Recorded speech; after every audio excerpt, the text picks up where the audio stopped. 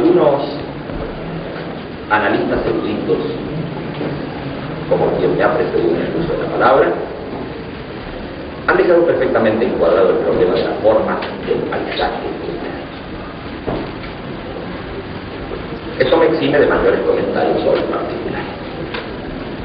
De todas maneras, quisiera agregar que la estructura expositiva de este libro es idéntica a la de mi obra anterior, La mirada interna, aun cuando medie entre los dos escritos un lapso de 10 años.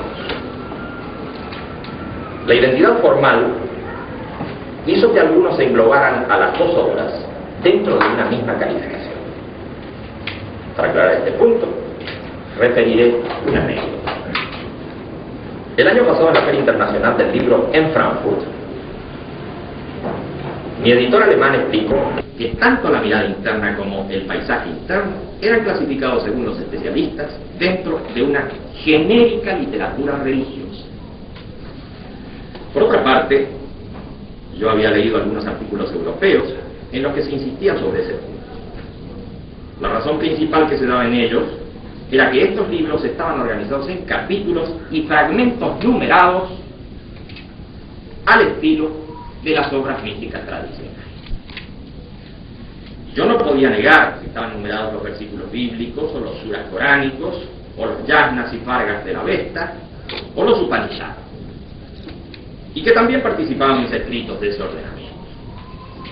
Pero me vi obligado a destacar que en obras de importancia de filosofía contemporánea se estaba utilizando crecientemente esta suerte de numeración de los parágrafos, y como ejemplos destacados cité las Ideen de Husserl y el Tractatus de Wittgenstein, sin dejar de mencionar, por otra parte, obras sobre cálculo informacional y tratados de cibernética, que cada vez más frecuentemente se iban presentando a los públicos especializados, y todos ellos con las famosas numeraciones paragráficas. Para concluir con una sonriente observación, hice notar que los códigos civiles, penales, de procedimientos, etc., eran un ejemplo de tratados religiosos si se consideraba sus artículos numerados como la definición misma de la literatura mística. Así las cosas quedó en claro que no eran estas razones suficientes para ubicar mi obra dentro de los escritos religiosos. Debía haber otros elementos que justificaran tal encuadre. Y esos elementos tal vez no estuvieran en la forma, sino en el contenido. Pero ya que el contenido de mis libros era la vida humana,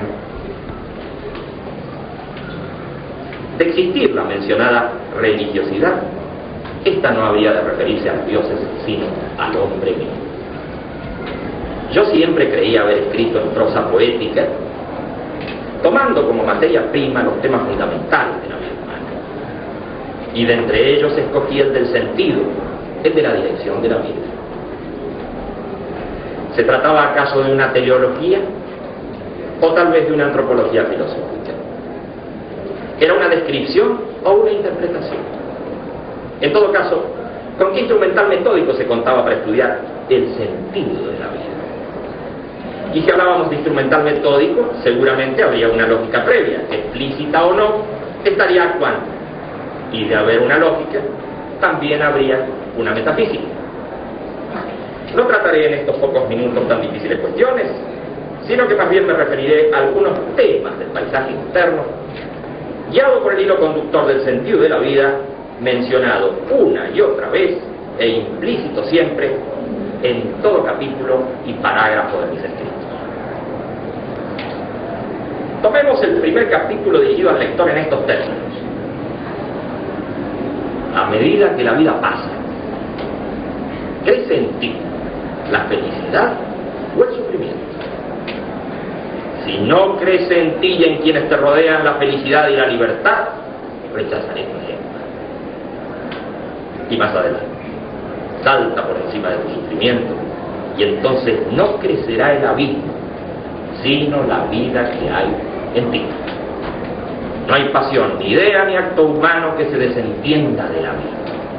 Por tanto, tratemos lo único que merece ser tratado: el abismo y aquello que nos sobrepasa.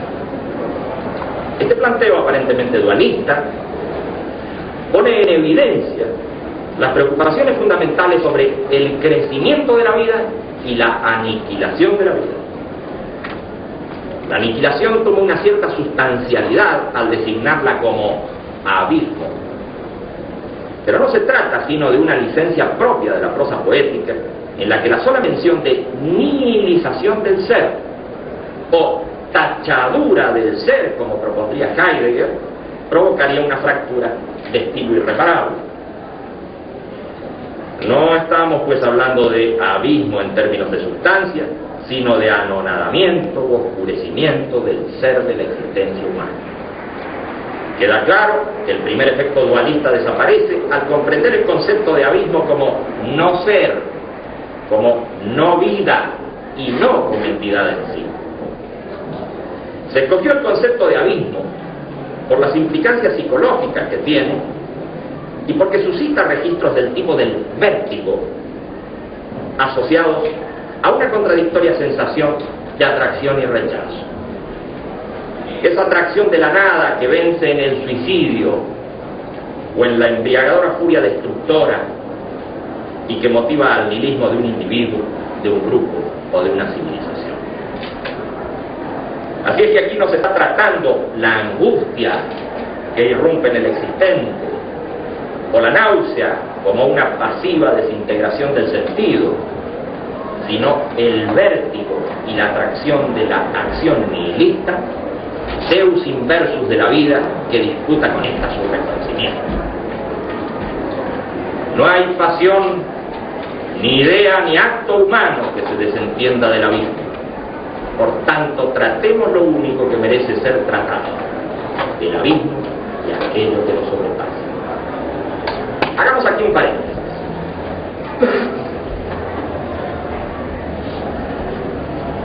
Inmediatamente después que el pensamiento occidental llegó a la cúspide del idealismo absoluto, numerosas corrientes retomaron la preocupación por la existencia humana.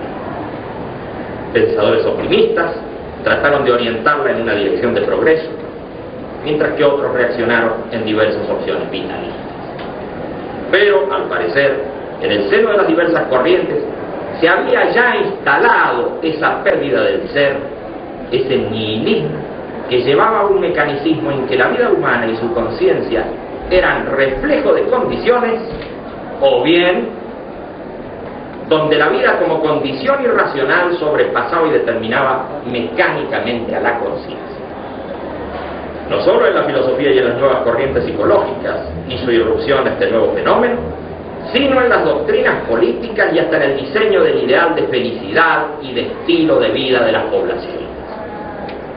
No es de extrañar que el desarrollo de las dos tragedias mundiales ampliara en los hechos lo que ya se había anunciado en las esferas de la especulación, porque claro está, se trataba del mismo fenómeno. Entonces, desde aquel desgarrador Dios ha muerto nietzscheano hasta la muerte en masa de millones de seres humanos, había un solo paso. ¿Qué habría de sobrevenir luego como un breve respiro entre la tragedia y el mundo? El absurdo, el sinsentido y la pérdida de horizonte vital. Volviendo a nuestro tema, debemos preguntarnos, ¿es que se ha instalado en el corazón del ser humano actual el abismo o aquello que lo sobrepasa? Y si se tratara del abismo, ¿podría existir algún cambio de dirección que no fuera rechazado por el nihilismo triunfante? Algunos proponen que solo el temor hasta ahora ha detenido al nihilismo total. Otros dicen que para detener la aniquilación se debe aniquilar a aquello que impide nuestro avance. Se trata en todos los casos de un débil equilibrio impulsado por el mismo sistema nihilista. Y entonces, ¿cómo elegir aquello que sobrepase el nihilismo? Y en este mecanismo gigantesco las opciones están ya predeterminadas para las nuevas generaciones, para los contingentes humanos que en este mismo instante están naciendo.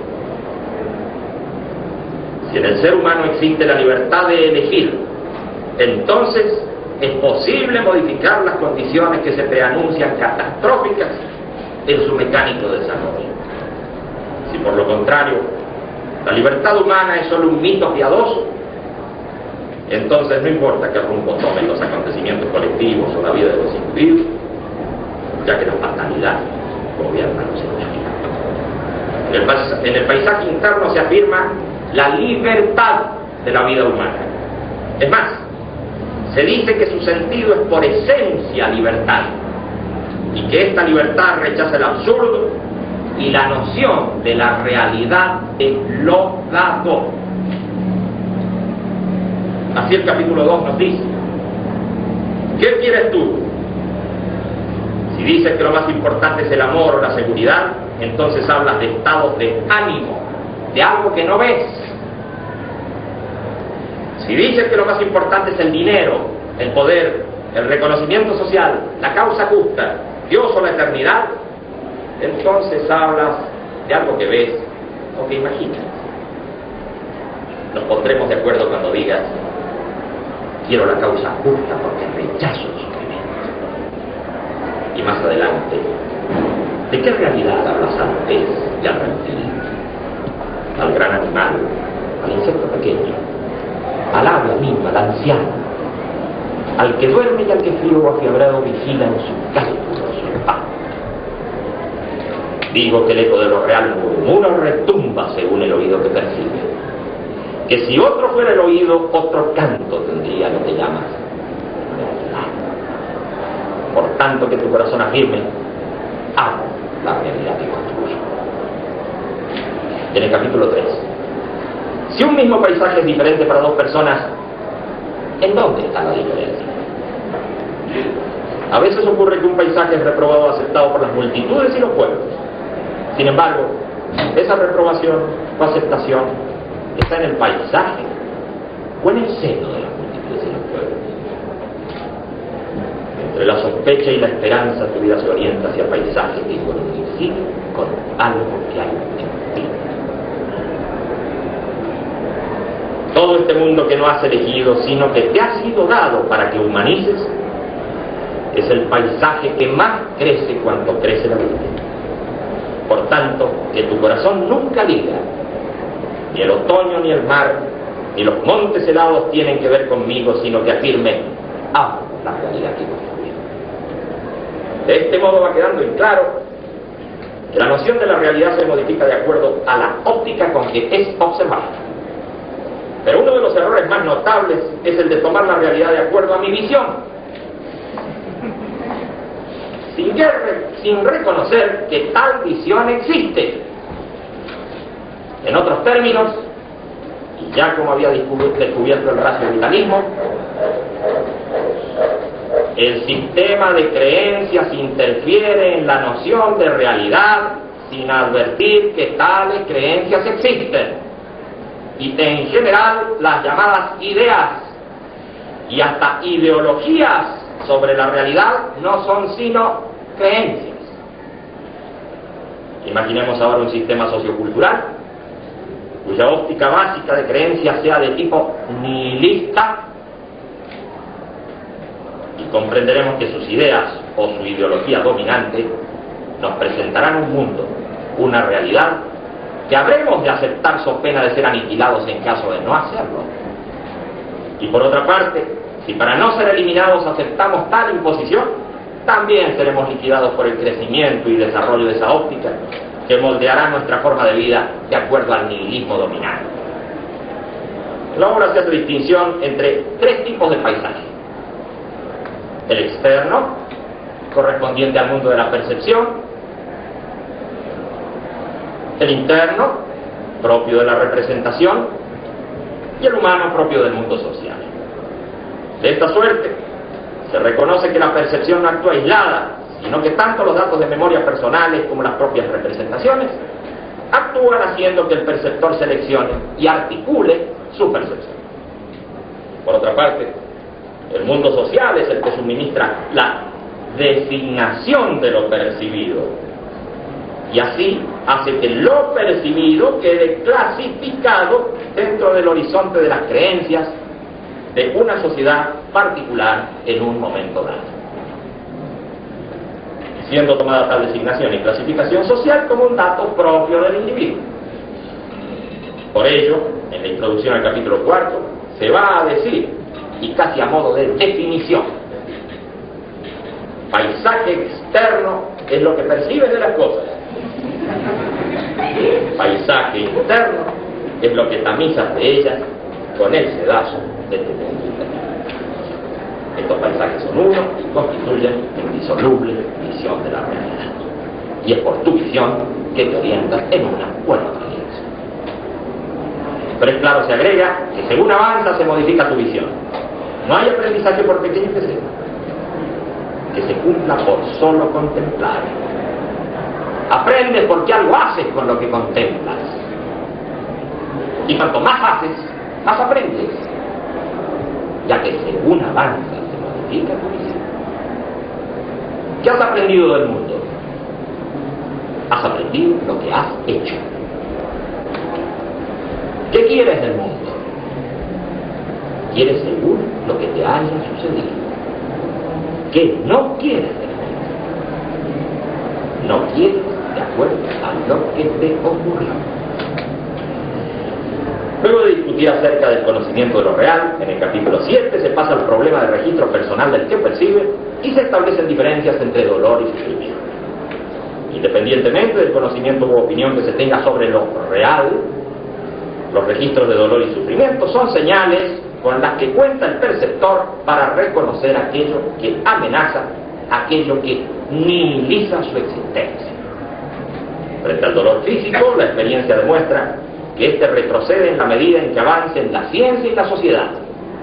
Y por ello, quienes contribuyen con el progreso en este sentido son portavoces y constructores de la humanización del mundo. Desafortunadamente, el sufrimiento mental no retrocede por el hecho de que la sociedad y la ciencia avancen. Por ello, es de importancia comprender la estructura del sufrimiento para rescatar de su dominio al ser humano cotidiano.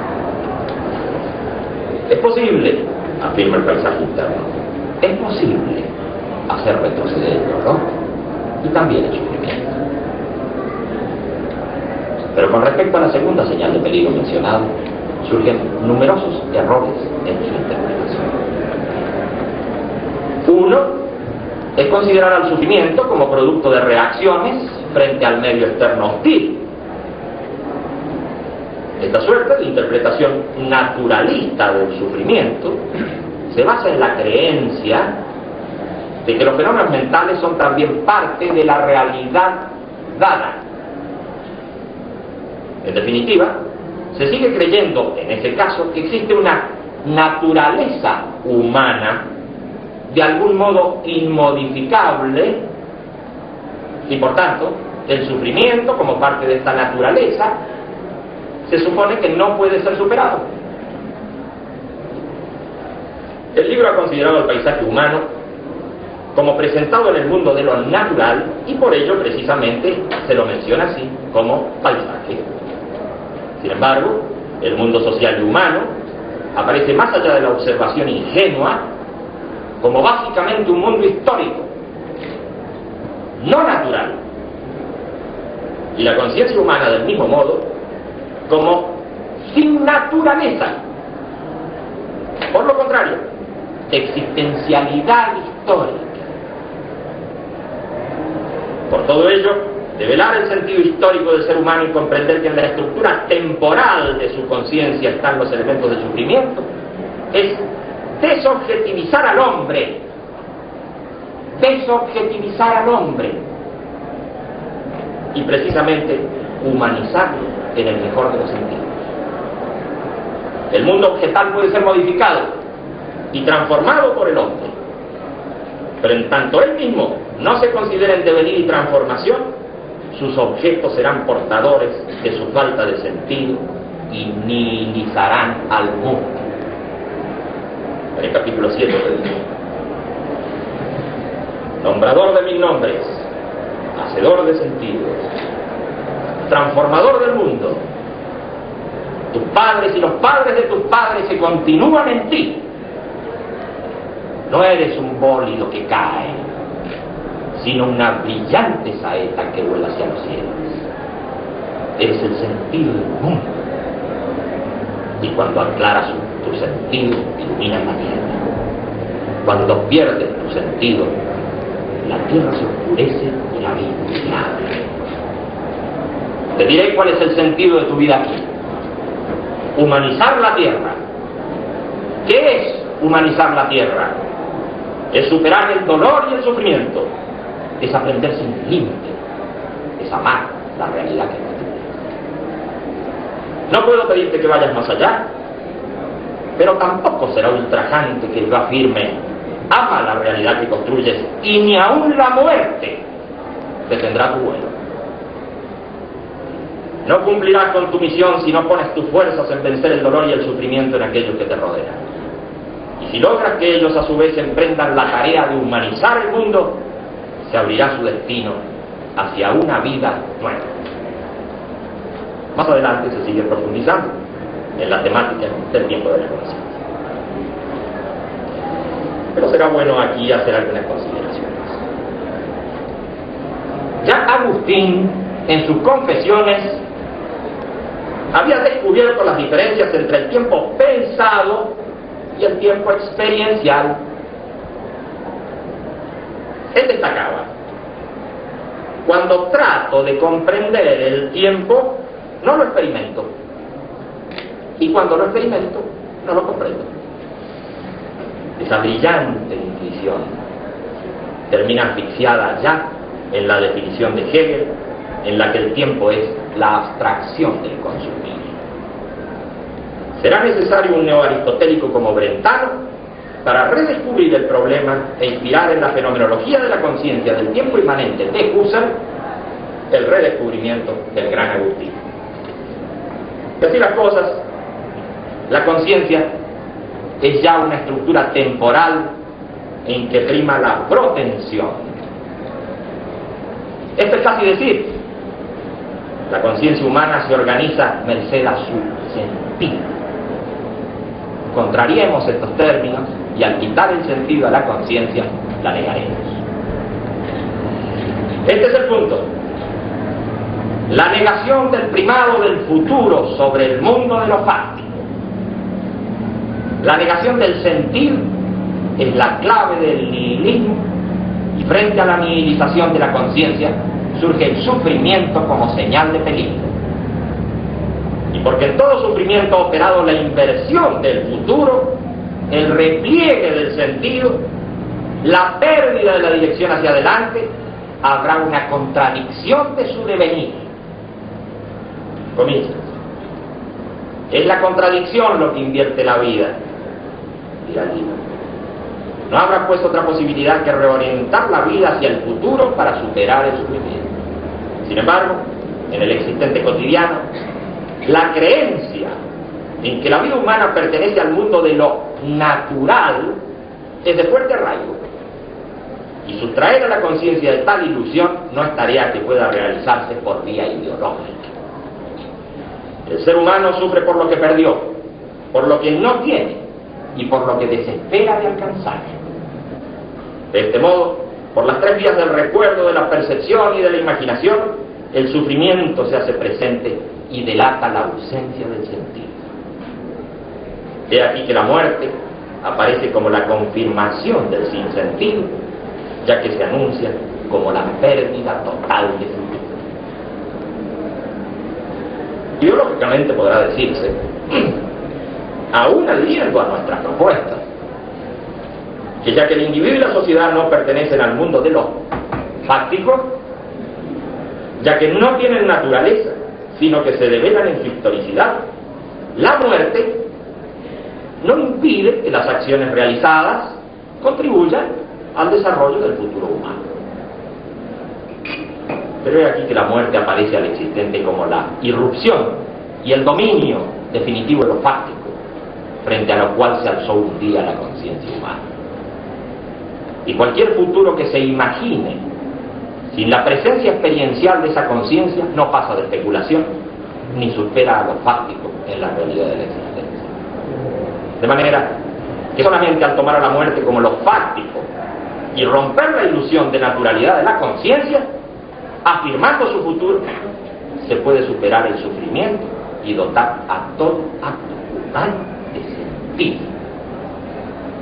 La negación de la posibilidad de futuro para la mente, más allá del absurdo impacto de la muerte, lleva en sí la nihilización de todo acto, de toda intención y de todo sentimiento humano.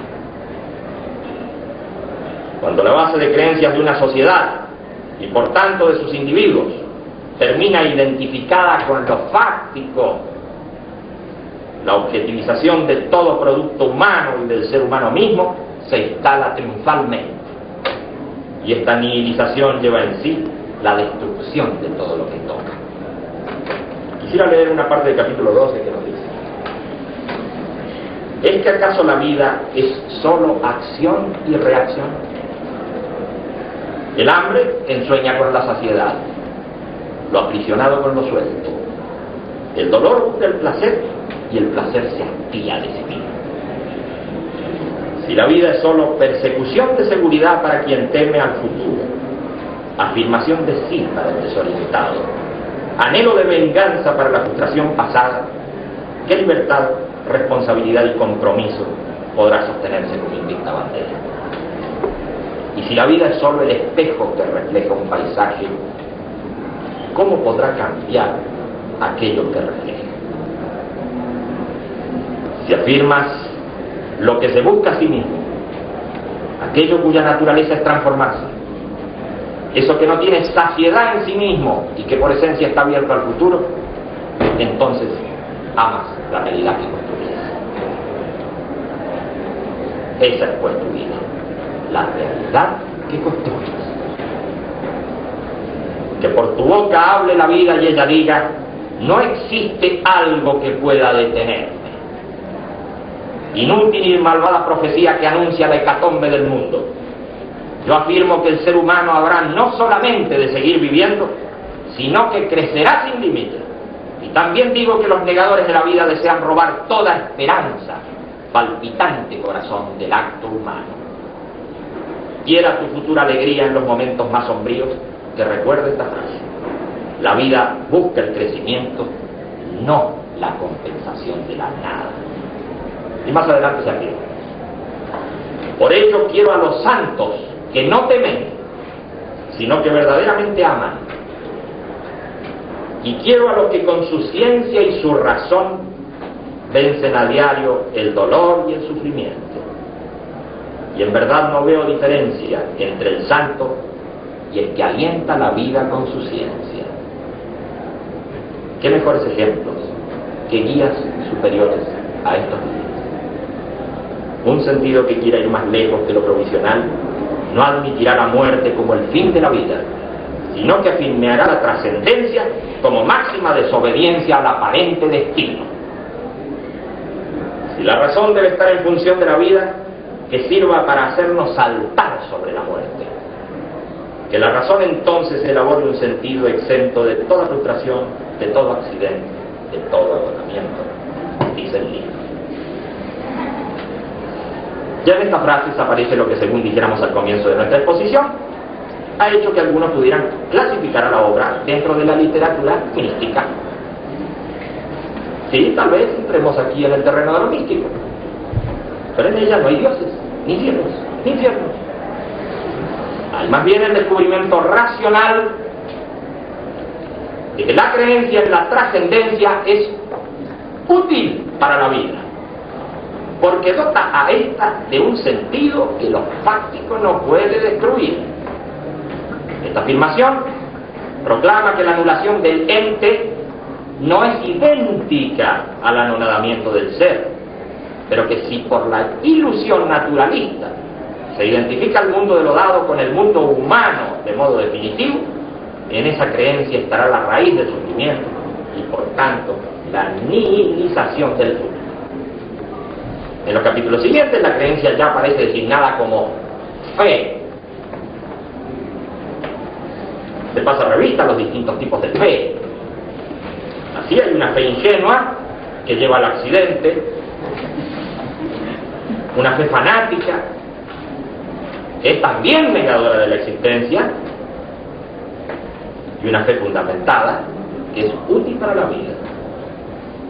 Seguramente el hecho de considerar a la fe en términos de utilidad crea en el lector una sensación ambigua.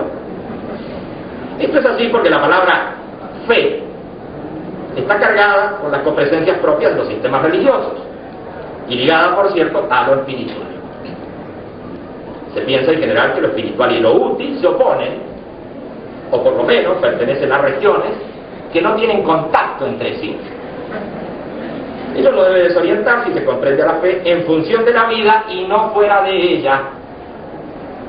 Pero semejante discusión nos aleja un tanto de los comentarios que ahora nos ocupan. Prefiero retomar el tema de la contradicción para que todo lo anterior se clarifique al máximo dentro de lo que permite esta breve exposición. Veamos algunos parámetros. La contradicción invierte la vida. Es la inversión de esa corriente creciente de la vida la que se experimenta como sufrimiento. Por ello, el sufrimiento es la señal que advierte sobre la necesidad de cambio en la dirección de las fuerzas que se oponen. Todo acto contradictorio que por cualquier circunstancia hayas efectuado en tu vida tiene un inequívoco sabor de violencia interna y de traición a ti mismo. Algo se fracturó y cambió tu rumbo. Pero ello te predispuso a una nueva fractura. Así que todo acto contradictorio te obliga a su repetición aunque te opongas, del mismo modo en que todo acto de unidad te lleva a la repetición pero acrecienta la vida. Los actos contradictorios unitivos hacen a la esencial construcción de tu vida. En el momento en que te encuentres enfrentado a ellos, no debes equivocarte, porque si lo haces, comprometerás tu futuro e invertirás la corriente de la vida. ¿Cómo saldrás del sufrimiento? ¿Y cuál es el sabor del acto de unidad? Para reconocerlo te basarás en la profunda paz que, acompañada de una suave alegría, te pone en acuerdo contigo mismo. Este acto tiene por señal a la verdad más íntegra, porque en él se unifican en estrecha amistad el pensamiento, el sentimiento y el hacer en el mundo. Indudable acción válida que se afirmaría 1000 veces más si se tuvieran otras tantas vidas. Todo fenómeno que hace retroceder el sufrimiento en otros se registra en quien lo produce como acto válido, como acto de unidad. Aquí ya hemos llegado a la necesidad de una moral que no está justificada simplemente por razones de convivencia social o porque la naturaleza humana así lo exige. No hay moral que pueda asentarse valederamente en la imposición de lo fáctico, sino que por lo contrario debe admitir la libertad, la posibilidad de elegir entre un acto u otro. En este caso, una nueva moral puede justificarse al comprender que la producción de actos contradictorios o unitivos encadenan a las posteriores acciones en una dirección sufriente o felicitaria. Como por otra parte, se ha destacado el paradigma del acto de unidad en la ayuda a otros para su liberación del dolor y el sufrimiento, aparece claro que en el mundo social no hay acto moral aislado que comience y termine en el individuo, sino que siempre implica a otros en su ejercicio y en sus consecuencias. Por ello también, en esta moral de la libertad, el acto inmoral no empieza y termina en el individuo aislado, sino que contamina a otros y trae sufrimiento al cuerpo social en mayor o menor medida, comprometiendo también su futuro. Ya en el capítulo 15 se llega a decir: si hablamos del dar y de la ayuda, tú pensarás sobre lo que te pueden dar o acerca de cómo te pueden ayudar. Digo que tu egoísmo no es un pecado, sino tu fundamental error de cálculo. Porque has creído ingenuamente que recibir es más que dar. recuerda los mejores momentos de tu vida y comprenderás que siempre estuvieron relacionados con un dar desprendido. Esta sola reflexión debería ser suficiente para cambiar radicalmente la dirección de tu existencia. Pero no será suficiente. Es de esperar que esté hablando, se sigue diciendo, para otro y no para ti. Ya que seguramente habrás comprendido frases como humanizar la tierra, abrir el futuro, sobrepasar el sufrimiento en el mundo que te rodea y otras cuantas cosas más que tienen como base la capacidad de dar. Amar la realidad que se construye no es poner como clave del mundo la solución a los propios problemas. ¿Quieres sobrepasar tu contradicción profunda? Entonces, produce acciones válidas. Si ellas son tales, será porque estás dando ayuda a aquellos que te rodean. Ya a estas alturas puede comprenderse bien porque este libro ha sido calificado de religioso. Reconsideremos por un momento temas mencionados como la fe, la trascendencia y por último la moral, y entonces resultará inequívoca la sensación que tendrá cualquier clasificador formado en los sistemas convencionales. Por nuestra parte, no hemos querido eludir palabras que se suponía comprendidas de una vez y para siempre. Muy por el contrario, hemos tratado de redefinirlas y ubicarlas en un nuevo contexto de pensamiento, rescatándolas del campo que ha querido asignarle el bandolerismo semántico de los bien pensantes ajustado a la moda. Repito ahora, lo dicho casi al comienzo de esta exposición. El paisaje interno es un libro escrito en prosa poética que trata acerca de la vida humana y que considera de ella el tema central del sentido. Y si el tratamiento de tales temas necesariamente toca a la fe, a la trascendencia y a cuestiones de moral, no veo por cuáles motivos todo esto deba ser eludido. En cuanto a las consecuencias prácticas que se desprenden de los planteos de la obra, creo que los dos capítulos finales las aclaran convenientemente. En lo que hace a la proyección social desde el punto de vista del paisaje interno, esto ha quedado debidamente explicitado en la conferencia dada el 8 de noviembre de 1981 en la Mutualité de París. No será difícil para cualquier persona genuinamente interesada en el tema apelar al texto mencionado. De momento, es claro para todos los presentes que tales consideraciones no se ajustan al análisis de esta obra en el actual contexto. Nada más, muchas gracias.